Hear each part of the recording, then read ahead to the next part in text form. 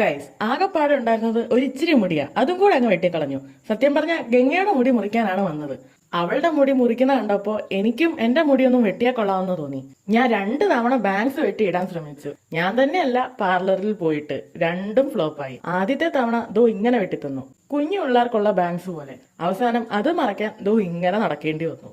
രണ്ടാമത്തെ തവണ ചെന്നപ്പോ ആദ്യം പറ്റിയ അബദ്ധം പറ്റാതിരിക്കാൻ ഫോട്ടോ വരെ കാണിച്ചു കൊടുത്തതാ. അവരും കുഞ്ഞു പിള്ളേർക്ക് വെട്ടുന്ന പോലെ വെട്ടിത്തന്ന്. കൂടെ യൂക്കട്ടും. ഞാൻ യൂക്കട്ട് വെട്ടണമെന്ന് പറഞ്ഞിട്ടില്ലായിരുന്നു. വീട്ടിൽ വന്നപ്പോ ചേച്ചി പറഞ്ഞപ്പോഴാണ് അവർ യൂക്കട്ടാണ് വെട്ടിയിരിക്കുന്നത് എന്ന് ഞാൻ അറിഞ്ഞത്. അതും കൂടെ ആയപ്പോ എനിക്ക് നല്ല ദേഷ്യം വന്നു. കാരണം എനിക്ക് യൂക്കട്ട് ഇഷ്ടമല്ല. അതും എന്നോടൊരു വാക്ക് പറയാതെയാ അവർ യൂക്കട്ട് വെട്ടിയത്. ഇത്തവണ ഫ്ലോപ്പ് ആകുമായിരിക്കും എന്ന പേടി എന്റെ മുഖത്ത് നല്ല രീതിയിൽ കാണാം. ഫൈനൽ റിസൾട്ട് കണ്ടപ്പോഴാ എനിക്ക് സമാധാനമായത്. കൂടെ ഞാൻ ത്രെഡും ചെയ്തു. ഞാൻ ശരിക്കും നക്ഷത്രം എണ്ണി.